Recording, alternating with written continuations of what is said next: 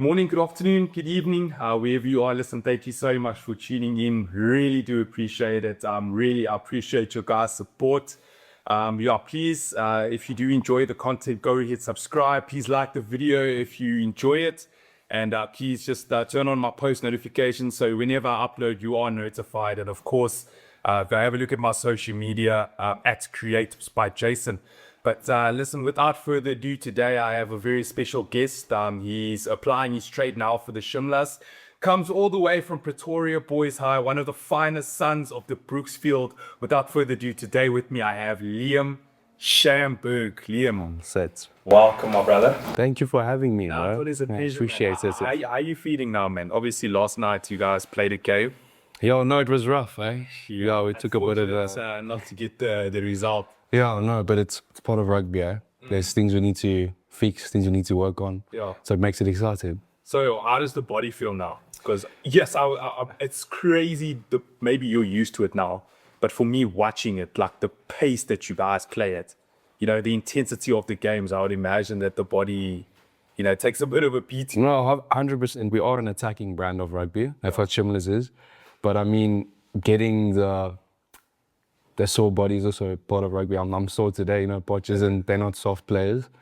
So yeah, but it all comes down to what are your small principles, recovery, and getting over it as quick as you can. You're an eighth man, Yeah. right? But you know, standing next to you, actually quite a big guy, yeah.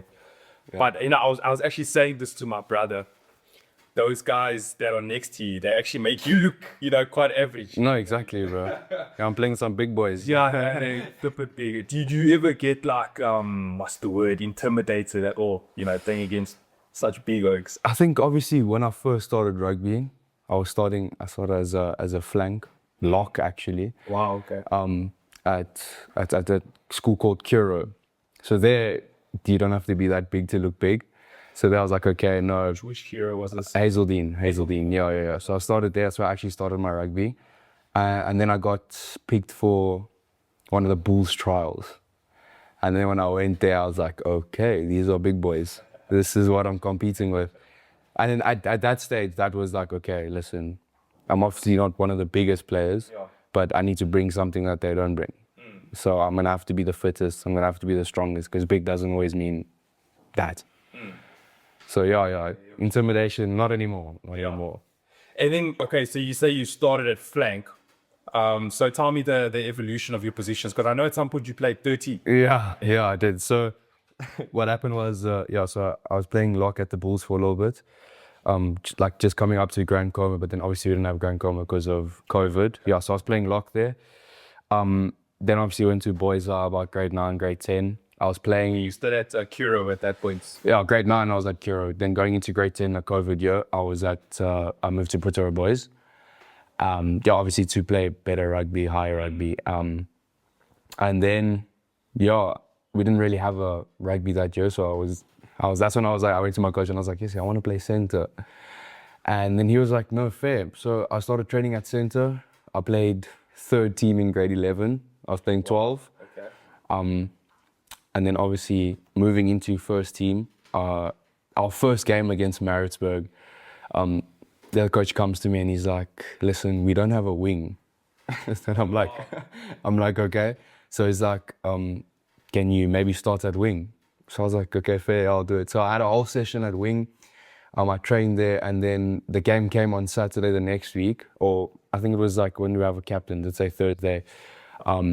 He came to me, he's like, the 6 is injured. Wow. So then I moved back to flank. That guy played, another guy played wing.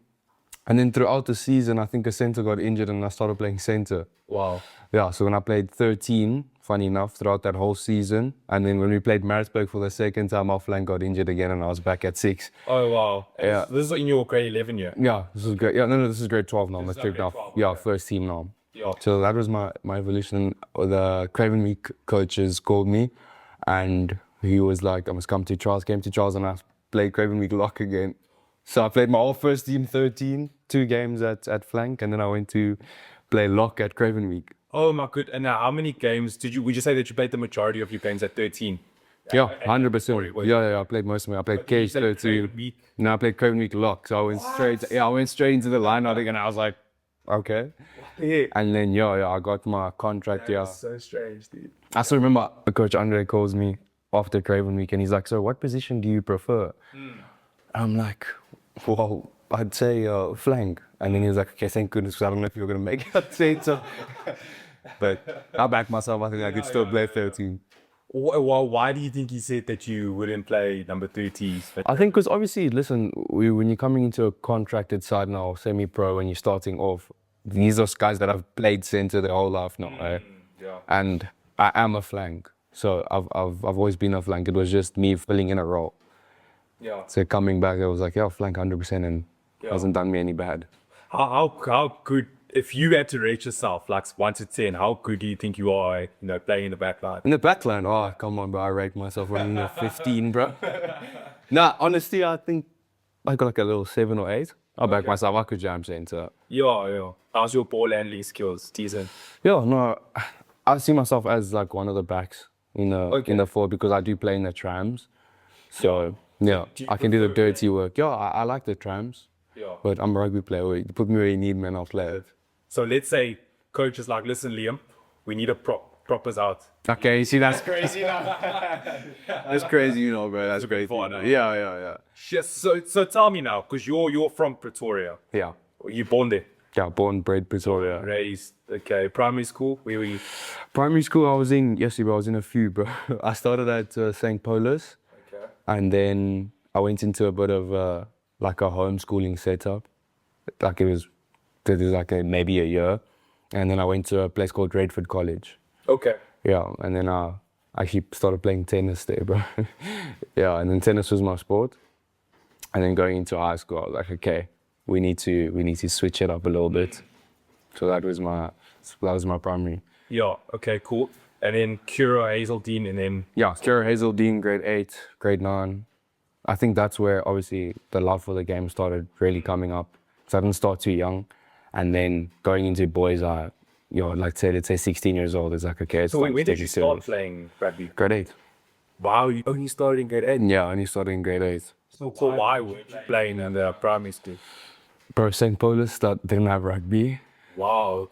And Redford as well, bro. They didn't have rugby. So it was always a sport that I wanted to play. I mean, you always watch your parents watching the Springboks and people going crazy, but there was just no opportunity. So would you say that you come from a sporting household? Yeah, 100%, bro. Yeah. My grandpa played rugby, played some big rugby. It was coming into, what did they call the Bulls? I don't know if Transvaal or whatever that was called. Yeah, he was getting selected there, and then he actually has a funny story. And he said no to them, and yeah. So my grandpa played rugby.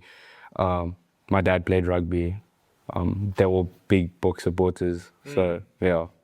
That's so strange, because I would assume then if like you're a rugby player, then you sort of make your son play rugby. No, exactly. I think they pushed it, but your mom always has a say. We know that. And my mom was obviously, it was always like this, and it's just academics first, and then you can play sport. But then I think she saw, listen, no, sport is an outlet for me, because it's something that, it takes your mind off a lot of things. Exactly. Because obviously at school, like, I had like ADHD, so you don't want to sit still. But I hate it. I can't stand it. Exactly. And then it was every day looking forward to something. Yeah. And it didn't matter what sport it was. But then when I found rugby, it was like, okay, listen, this is a love relationship now. I can grow myself. Yeah. And that, it turned into something more like that, yeah. Would you say that you're a strong academic performer? Not at all, bro. That's all. Rugby. No, 100% not, bro.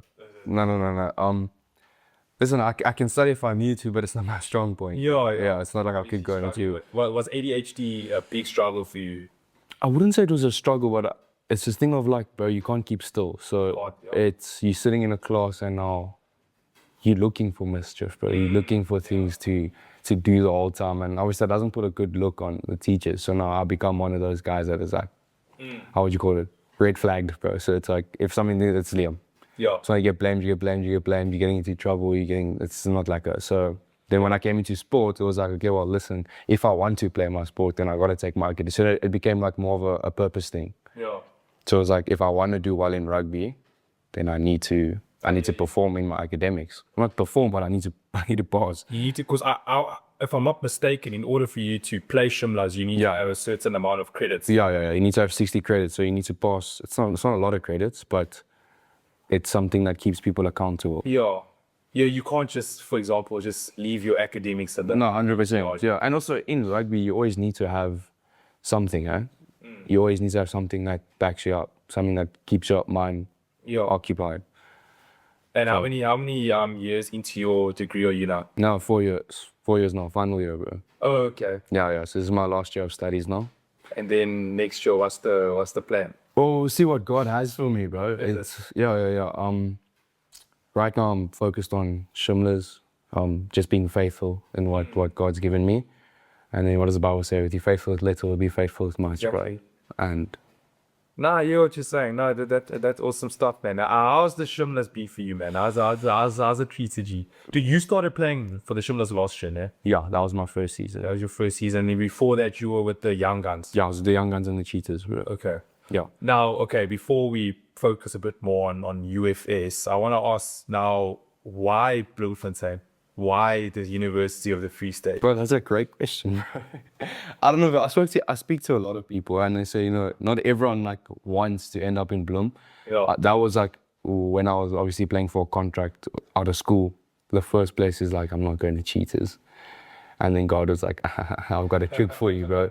And I got you, it was the best thing that ever happened to me, bro, because I got saved. Yeah, oh, wow. So yeah, in February 2023. So as soon as I got into university, God's like, I want you.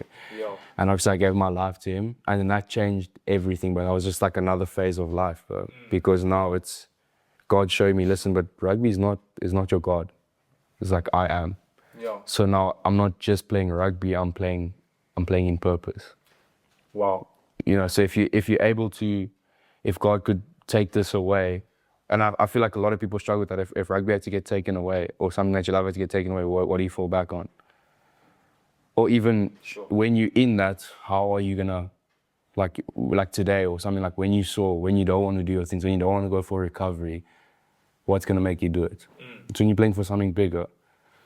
And that was the thing for me. So coming to Bloem, God gave me purpose to play rugby, and then I've seen not all of it, but I've seen a lot of the fruit. You know what I'm saying? There's always more. And so that was the thing. Yeah, Bloem was the best thing that ever happened to me. And what was your, obviously God's plan is God's plan, but what was your plan? What did you initially want to do coming out of school? No, initially I wanted to, bro, I obviously want to go play at a big union. Yeah. And but thank goodness I had a guy named by Paul Anthony. He was assistant coach at the Sharks, and he coached 2 years junior box. And he was my coach at Boys High. And as soon as he got the call from Coach Andre, he came to me and he told me and he told my mom, he was like, just go to the Cheetahs. Because obviously he knew something we didn't know. Maybe my game needed to evolve. You need to be saved. You never know, bro. So that's why I always say it's God's plan, because it's easy to say that, but I've seen it happen. So as soon, he pushed me into it. He's like, you need to come to Cheetahs.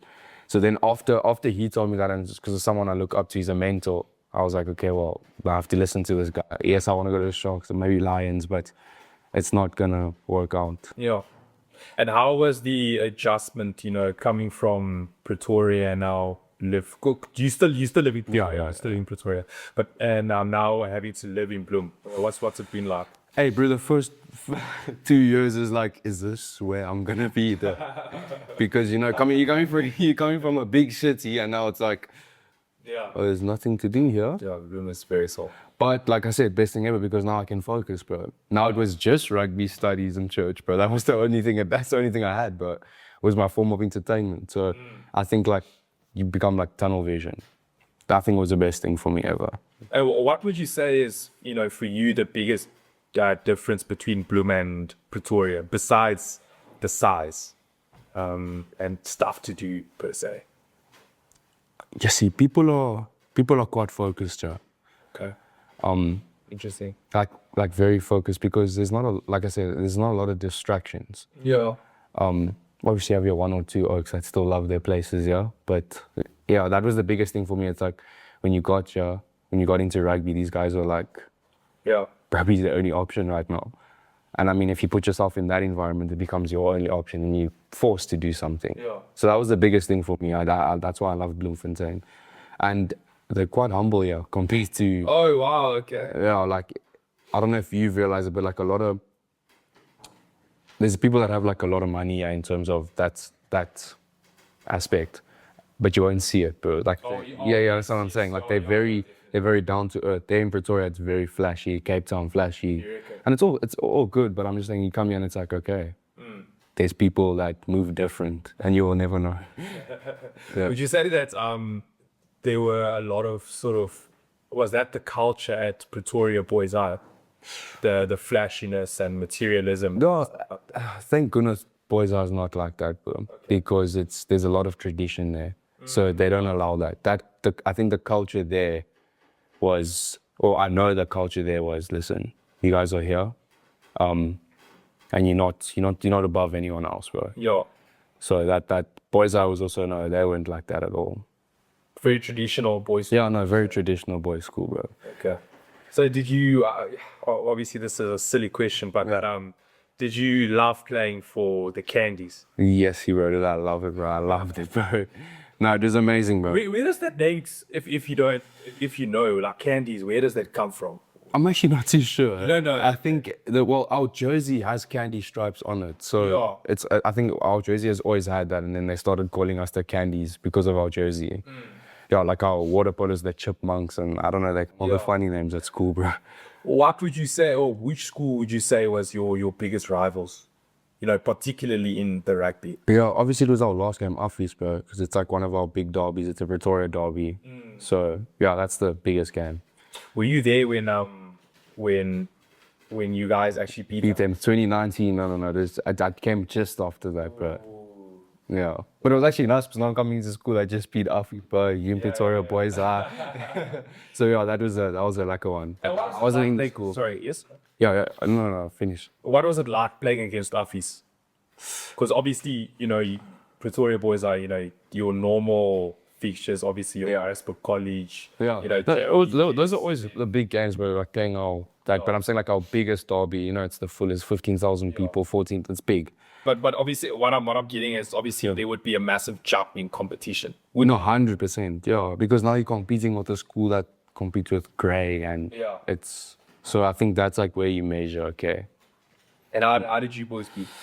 Yo, bro, no, it wasn't great. I didn't remember the score, but it wasn't amazing, bro. It wasn't. It taught us a bit of a lesson, you know. Yeah. Tough school. Nah, tough. Is it? They're tough. Those boys can play rugby. And besides Affies, because obviously Affies is the obvious answer. Yeah. I mean, besides Affies, which school would you say was like, wow, these boys can really play? Kes as well.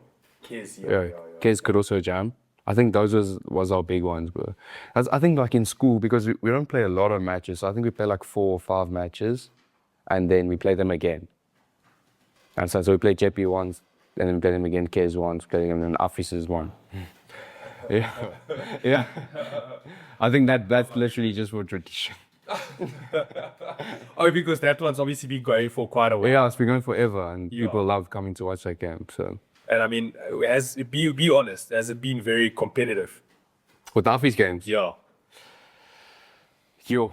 Because 2019, you guys won, and I think you fought at it was 2005. Yeah, so something great. 4 between. Yeah, no, bro, it's...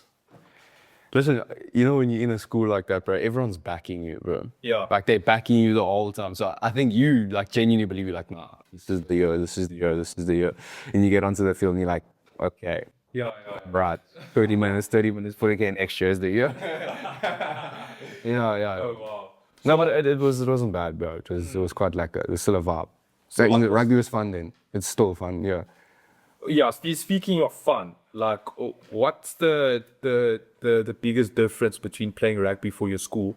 Because obviously Pretoria Boys, it's not necessarily like Grey Arkies, but there's still a strong rugby tradition. Yeah, 100%. They still like the history of Pretoria Boys High. You know, it's a very strong history. You know what I mean? Produce multiple internationals, you know, professionals. So what do you think is the main difference, you know, playing your rugby for a school like that versus now coming to play for the Shimlas and, you know, play outsiders? I think like when it comes to that thing, I've just been very blessed in that aspect because obviously boys are a lot of tradition, so I enjoyed it there. We can win all our games. I like winning. Like I really like winning. I take it personally. And then coming into like young guns or the Shimlas setup, like then there's a winning culture. Because, you know, at grade, it's a very winning culture. And then a lot of those players came to the young guns. Yeah. So now I'm surrounded by like the guys that had a little bit more rugby exposure, and then I said environments, and I become like that. Yeah. But coming into like the Shimlas, there's even more tradition. I mean, we have, I don't know if you've ever been in our Shimla Kamer, that there's Springboks everywhere, there's jerseys everywhere. So when you just walk into it, you're like, you can feel the history. Oh wow. Okay. So that's why like I said, being blessed, it's amazing. It's in terms of tradition, I would say it's not well, it is a big step up, but it's like different. I don't know really how to explain it to you, bro. Let me just think about it. I think I felt the tradition more at Shimlas because I started from the beginning, where in Boys High, I came in grade 10. Does that make sense? I hear what you're saying. For Shimlas, it's like we need to play because we hear about the history all the time. So it's a traditional thing, and I love that. Yeah. Okay. So, how much pressure do you think there is on you guys to get results? Yeah, I think our coach always says it all the time that like the processes will take over the results.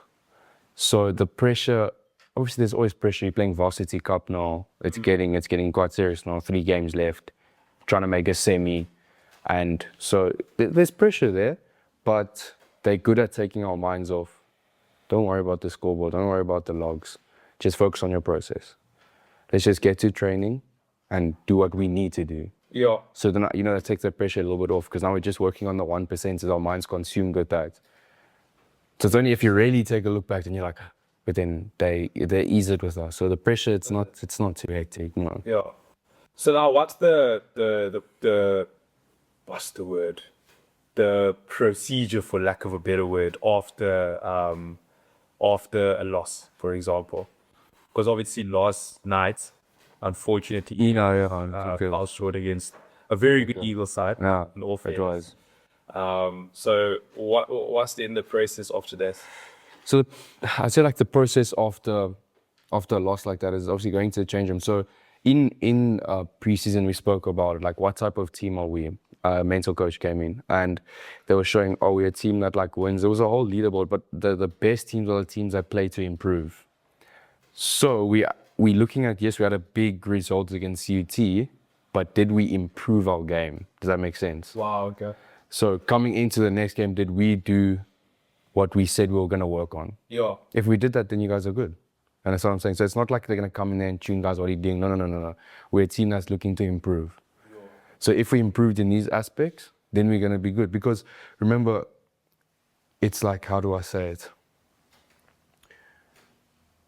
All these things we're putting in now, like those playing to improve, when the pressure comes, then those 1%ers are going to stand out. Yeah. So when you're in a semi or when you put, like you're playing that last game, you need 5 points. Like us last year, we weren't supposed to make a semi-final, but we needed to go to Tuks and get 5 points. And Sure. And like the coach said, you've done all the work now just go play. Then you saw against Tuks, we got our bonus point, our bonus winning point, which showed, you see, it proved. It's called, you stack your wins. David Goggins always says you put your stuff in a cookie jar. So when that pressure comes, we're able to take our cookie out and be like, but we've done it before, why can't we do it again? Does that make sense? So that's the thing after a loss is, did you improve? Now, what do we need to improve? It's just small stuff. And then eventually when the semis, the finals come, those things start playing out. The fruits of those work start coming out. Yeah. Do you prefer playing your games at home or away? Wow. Yeah, I love playing at home. Listen, doesn't that annoy you? Okay, this is. I'm actually asking you. I'm going to ask you as an actual player now. Okay. Doesn't it annoy you that there's like constant music play? I can't hear it, bro. Really? Like, obviously, when we're in the scrum and stuff, or when we're playing, I can't hear it. But if I take a second, because remember, for you guys, the speaker's out, because I watched the Varsity Cup game, and then I was like, Yoshi, why is the music so loud? You can hear nothing. Deep, you can't hear. Yeah, but on the field, we can't really hear it. Yeah, because I was saying to my brother, like, isn't that gonna mess up with like the communication on the field? So you're saying it doesn't? No, it doesn't. The only thing that messes with it, I mean, playing at Marty's, that first game we played, there's 20,000 people there. Wow. There you can hear nothing. Is it? There You you said that that's the scariest, for lack of a better word, the scariest place to play. It's, I don't know. For me, it wasn't scary. It was just like, wow, is this what it can get to? Okay. I mean, You like, can feel it. yeah, At Marty's. I still remember when when Marty scores a try, it's like nothing. It's like, I don't know how to explain it to you. The sound is just freaking, it's crazy. The thing that I could relate it to is like, I always think back to that first Marty's game, and then I listened to Ollie's, when he did the podcast, and he asked him about his first book game. Yeah. And he was like, you don't really remember much. And I think, obviously not to that level what he was at, but when I think that first game, it's your first Varsity Cup game, you worked 2 years at Young Guns, 3 years to get to this point. You don't really remember much, but what I do remember is the sound. Really? I'll never forget the sound. It was crazy. That was one of the best atmospheres that I've ever played in my life. Does the atmosphere, like as an opposition player, does the atmosphere ever get to you guys? Booker 100%. Really? If you play at Booker, because you see that funny thing. So the crowd and stuff, they study you as a player. So they will go like, what's your girlfriend's name? What's your parents' name? Seriously? So then you'd like be standing there, I'm like, hey Liam, blah, blah, blah, blah. And then I'm like, geez, how the hell do you know? Like, but now you can't react. So now I'm just hearing this and I'm thinking, okay. And then I spoke to the captain and he was like, yeah, no, there's people in the stand that will study it. So that atmosphere, there you're not just playing against the Booker, you're playing against the crowd. Wow. Does it get under your skin at some point? I'm sure some players is like, Do they say like rude stuff?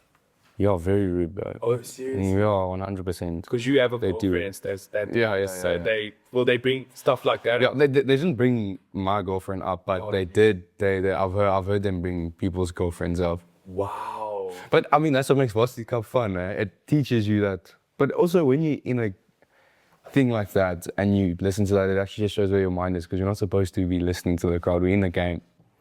You know, so if you zone out, then you know, why am I listening? I need to focus on. So So have you seen it get to certain people? Actually, I haven't. Is it? No, I haven't. Not from the Shimlas? Yeah, not in the Shimlas. Okay. Not at all. That's awesome. So would you say that they are as loud as Marty's? Not a tiki. Is it? No. Marty's is loud, bro. Marty, it's crazy. But the thing is, even when we played yesterday, I mean, we had quite a bit of people there. Yeah. But it didn't sound close as to, because I think the stadium's on you. Like at Marty's, it's like the people are like, yeah. Is it? So it's. Would you say that the stands are closer to the pitch? Yeah, it's like, I don't know, it just feels like, because when you look around, bro, there's just people. Okay. Yeah, because like at Shimlas, it's still a little bit far, but there at Marty's house, at 8, I was there at the back. Yeah. So I'm right, there's like almost a hill at the back. Oh, so when I looked up, I just saw people, and then I was like, whoa, okay, this is a packed game. And how did you guys do, when you went to I think push? it was that same thing, bro. We just lacked some of our process. So it's not a crowd thing, it's just, No, bro, it's I wouldn't even say it's an effort thing. Sometimes just play rugby and things don't go your way. It's just part of it. But then that's what we need to go look at. But why didn't it go away? And how do you feel? Because obviously Varsity Cup rugby is not conventional, you know what I mean? Like, so obviously now they tried this new thing where instead of taking a conversion, you can now tap and go. Yeah. And how some tries are with 5, some are with 7. Like, how do you feel about that? Do you enjoy it? I think that's why everyone likes Varsity Cup, because we keep coming up with things like that. Yeah. It keeps rugby exciting. I mean, obviously it's not how, there's a lot of people that have backlash on it. Yeah. And that say, no, this isn't the way. But I think it's exciting. Is it? I mean, because now you're in the game, you score a try, you score 2 tries, you're in the lead. Let's say, for example, someone Marty's comes, they score a 7-point try from the half already, they take 5, then you're not in the game anymore. Yeah. You're not taking the lead. So it's like that. It can put you on the back foot, but it can also put you on the front foot. So I think that's what makes it exciting. Yes. And now also the crowd and us, we pride ourselves on scoring tries.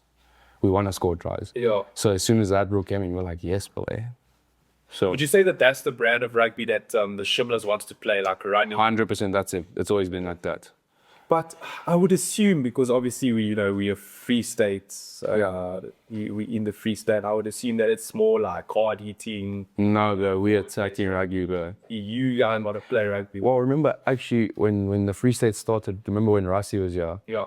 Attacking rugby really started to increase. Okay. So, and Rassi was also at the Shimlas. But so all that attacking rugby, I believe that it did start in the Free State because we were the heart of the rugby, bro. Yeah, that's So attacking rugby, going into, and now you can see Rassi, all those guys there, Don, your coach Don, they all breeding that, because we are attacking a lot as a Springbok side now. With Tony Brown and them. So But it wasn't initially like that.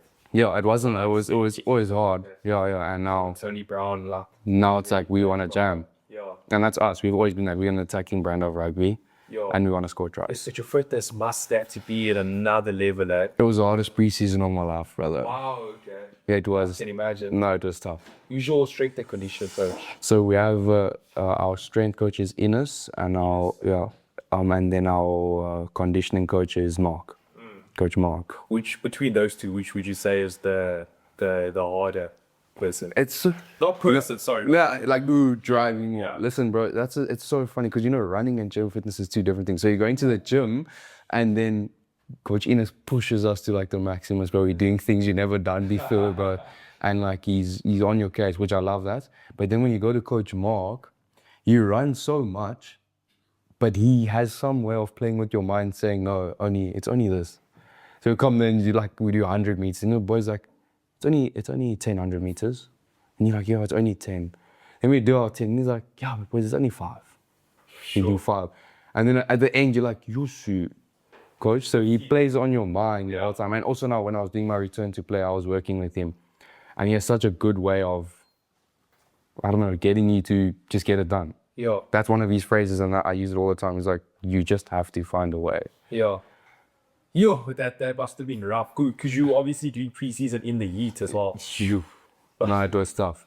Pounding. Yeah, well, yeah, until like what, the 13th of December, started in October, just with Varsity Cup. Yeah. So then how much time do you get off between, the start of the season now and then preseason? Like this, what do you mean? Just before we start preseason. So we start in October. Yeah, it started in October. How long was preseason? Preseason, what's October, November, December, January, start February. Also, like, Yeah, we leave on the 12th of December, we come back on the 4th of January. so that's the only time. That's the only time we have off. And then after that, I'll walk you through a year. So I'd have similar preseason, like last year, then I'd have Varsity Cup. Then I'll go into Cheetah under 20 preseason, another hard preseason. Play on a Cheetah. Then I'll go into USA preseason back at the university, then play USAs. Then I go into a sevens preseason, play sevens, and I'm back in. Then I have 3 weeks off, then I'm back into. So, like, totality, how much time would you say you have off? Like in a whole year, Yeah. you're maybe 6 weeks. Wow. Yeah. So what do you like to do with your 6 weeks? Bro, it sounds funny and stuff, but bro, I train, that's when I need to put my size on, bro. Yeah, I train. But the thing is, in my year, I don't get, this year we'll probably have a little bit more because there's no under 21, I'm too old now. So yeah, bro, it's just, I train. Is it? Yeah, that's when I get more focused, start your bodybuilding stuff, start watching a bodybuilding YouTuber eating, dog. Wait, so when do you get to see your family? Yeah, I've got a good support system. So like my gran and my grandpa, my mom, my dad, my uncle, all of those guys, and I have family in Portugal and stuff. They're always on the TV and they always come here. Like my gran and them are at every game almost. My mom also, if we're in Cape Town, she's at a game. She flies to Cape Town. Oh wow, okay. So yeah, no, I see them quite a bit. They always at my games. Yo. And then the 1 week I get off, I'll go. And when the flip do you have time to now, see your girlfriend and stuff like that? Yeah, no, bro, we're doing long distance now. Is it? So we obviously never Cape Town. Cape Town. Yeah. So when I don't know, I haven't really had time off now, but she'll come and visit me. But her jobs are quite hectic, but that's long distance. You must also find a way, bro. Yes, must be difficult doing that long distance, man. Yeah, it is, bro. It's good. It's not bad. Yeah. You can also just focus on what you need to focus on now. And obviously you miss it, someone that you love, but priorities. Would you say that you still, love rugby? 100%, bro. Yeah, no. Have you ever felt burnout? All the time, bro. Is it? And that's why I come down to purpose again. What gets me through those seasons? Like in pre-season, bro, I also took a shot to my head and I was out like 3 weeks. And then I was just sitting there and I was like, yo, what is this? And then I had to go back into my prayer closet, go back, talk to God, say, listen, what? And he just had to remind me, but why are you doing this? Are you doing it for yourself? Are you glorifying my name? Are you influencing people? Yeah.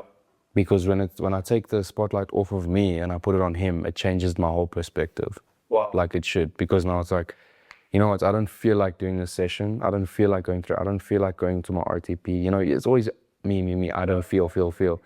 And when you change the spotlight, it's like, okay, but now this is why. I'm doing it because he did it. He said, whatever you eat or drink, do it at the best of your ability. Yeah. So that's what I do.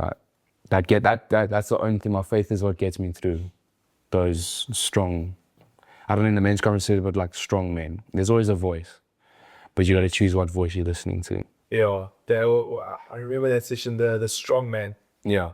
The strong man, yes. It was brilliant. Speaking of that, man, how did you end up coming to church? Were you a Christian before? Yeah, so obviously, I called myself a Christian, let's put it like that. But I was living worldly. Yeah. I was living very worldly. And then I got to Bloem February 2023.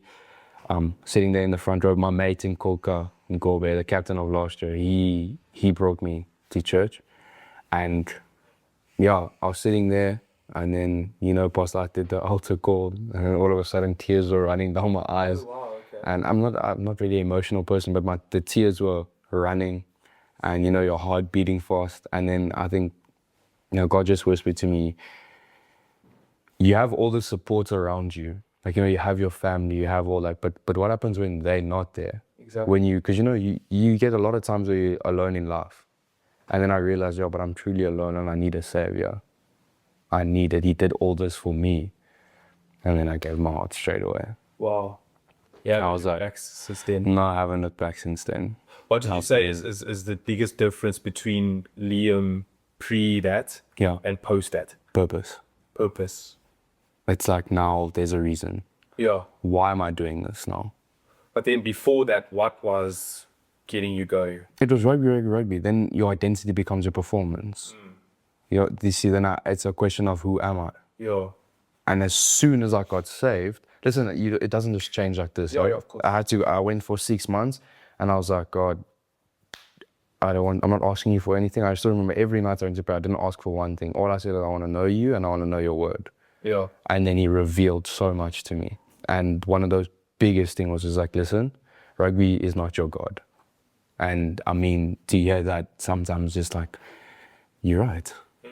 There's a little bit more to this than just rugby. Listen, I play rugby with everything that I have, but I played for something. Wow.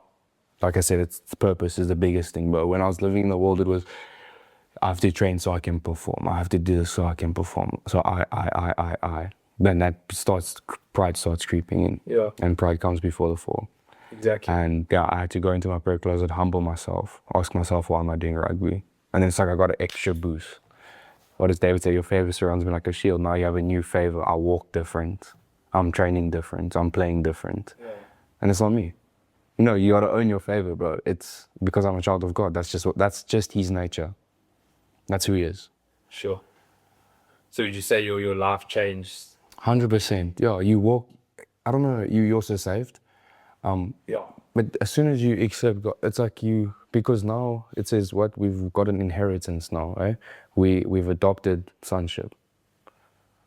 So now I become a son of something. Like if your dad is, let's say your dad's a billionaire, your dad's something, those guys, they just walk different because they know who their dad is. Yeah. They can get into nonsense because their dad's going to take care of them. And you see, they just walk. So now when you become a child of God, you also start just walking different because that's your father. Exactly. It's not a pride thing. It's like Pastor always says, no one's better than me, but I'm also not better than anybody else.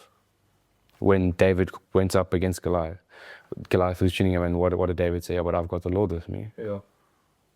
You walk different. Swords and shields, Yeah, cup tea. you name it. Exactly. You see what I'm saying?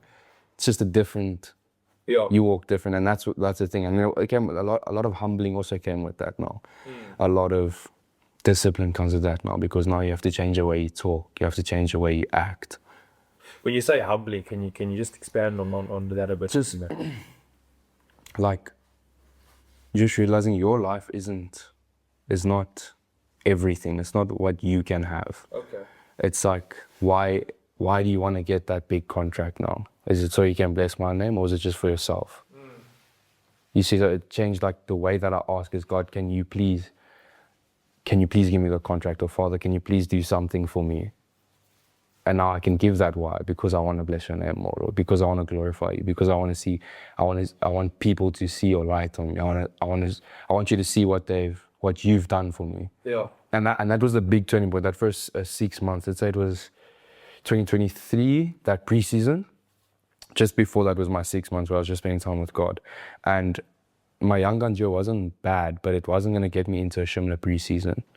Yeah, does that make sense to you? So what I did was I went to God eventually, and I was close to him now. And you know, like Abraham says, when he walked out the tent, it's like, but what do you have for me? Because that's sonship. So I went in and I was like, listen, God, what do you have? I know I can come to you and ask. So I was like, Father, just give me an opportunity to be in that preseason. I wasn't supposed to be in that preseason. And then, you know, I start talking at, I believe at Mark 11 verse 24. And the coach comes to me and he's like, can you please come to preseason? Wow. So that was like my first testament, okay. And then that thing just escalated. The asks became bigger. And Tell me, you know, once you gave your life to the Lord, and, you know, as you evolved, yeah. how would you say, you know, the people that were closest to you reacted to that change? I didn't think they expected it. Really? Yeah. Because, or not because, but you know, it's always it's a funny thing, bro, when you accept Jesus, bro. Everyone's like, yo, but why are you always talking like this? You know, like why? You know, you're calling like, oh, God will, and the stuff you never said before, bro. And I'm just saying like, yeah, God willing, bro. Where before it was like, yeah, I'm gonna get that contract, bro. Yeah. But now it's like, yeah, God willing. Oh, Yeah. and they're like, well, what's happened to this guy? But you know, in the beginning, they're always like, yeah, it's just a phase. Yeah. Everyone goes through a phase. But then when things happen, who do they call first? Like Pastor had said, who do they call first to pray for them? Yeah. You. And that was the biggest. That's how they. Wow, how can I say? Too good. Yeah. Hey, how were your friendships affected? I lost, bro. I left a relationship. The God told me about. Well, not that. It's you know, everyone just says God said, but it wasn't. I wasn't living how I should, so it was me. I needed to leave it. God didn't tell me anything. I just knew it was best for me. Yeah. I had to leave that relationship. There was a lot of mates I had to let go. Ooh. And It can never be easier. no, it's not easy, but it's just what needs to happen. Yeah. To talk about environment, show me your friends and I'll tell you who you are. Exactly. So yeah, I had to obviously, but thank goodness the church gave me a big opportunity to meet new people, to get mentors. Like my pastor, I'm close to him. Who's your pastor? Pastor Duncan. Okay, Pastor Duncan. Yes. Yeah. Yeah. So he also accepted me. So he also taught me a lot of the things, a lot of accountability. I had leaders, then I met friends. So it was good. Yeah. So obviously then you got to make make new mates. Yeah. And mates that are actually going to push me more. Because also, you know, we don't want to get religious. Not everything in life is spiritual, eh? If you want to play rugby, you got to train your ass off. It's a fact. If you want to get a good degree, you got to study your ass off, bro. You can't just you can't pray the whole time. It's praying is good and it's necessary. Of course it's necessary. But there needs to be a lot of doing as well. You can't just have faith. And that's what I like about, our faster and stuff is dead, exactly. So the work is... Yeah. And what's it like, obviously now balancing, you know, having to get your degree, especially because now you at the tail end of it, it's getting a bit serious. Yeah. And now, just as your degree is getting serious, now your rugby is also getting a bit more serious. Yeah. How do you flip and balance all of that now? I don't, bro. No, I need to remind myself I'm a student athlete, not an athlete student, bro. So thank goodness I have good people in my group that help me with my academics. Like the people that I study with, it's communication. So there's a lot of presentations and quizzes and tests. So like yesterday before the game, I had to go freaking do a presentation for like 30, 40 minutes before I came. And I think that's where the balance comes in. But that's about compartmentalize. There's something that DJ Shipley and my dad always talk about is 1,000 switches. So, you know, like each aspect of your life is a dial. So if I need to do this presentation, the rugby dial goes down. Okay. And the academic is what I'm focused on. I'm not focused on my relationship. I'm not focused on my rugby. I'm focused on this. Yeah. Now it comes to, let's say, running a home cell. Rugby goes off, presentations go off, relationships go off. Yeah. Oh, wow. Yeah. It's a relationship go, and now the home cell thing comes up. You know what I'm saying? So it's about compartmentalizing. That's the way I balance it. It doesn't always work out, but I mean, yeah, obviously, right? Because what if everything's happening? That's when you need to compartmentalize. You need to breathe and say, what is most important right now? exactly. Same with the relationship, bro. Now you're spending time in a relationship. Let's say my girl, my dad, my grand, my grandpa. I need to turn all those other things off because I need to give them me, the full me. Exactly. Because else I'm letting them down. It's just about dials, bro. That's how I do it. Sure. And how's that been going so far? Good, bro. It's the best thing ever, bro. Compartmentalize is I think it's something that anyone should take. Yeah. Because it helps. It makes you more present. And that's what I learned from my last season. I wasn't present because I was thinking about it too much or thinking about himself too much. And then coming to this season, I was like, listen, just be present. Like now, I'm in a podcast, I must be present. No, but it's a fact. I'm not saying I could be thinking about anything else, but I need to give you my full me. I need to give myself my full me now. So that's the way that I work it. That's all. So this season, Varsity Cup, what's the aim for you guys? We want to win, bro. You want to win? We want to win. We did it in 2024. Yeah. I feel everyone's aim is to win, but like I said, that's what we want to do as a team. We wanna win, and the only thing that's going to get us there is our processes. Yeah.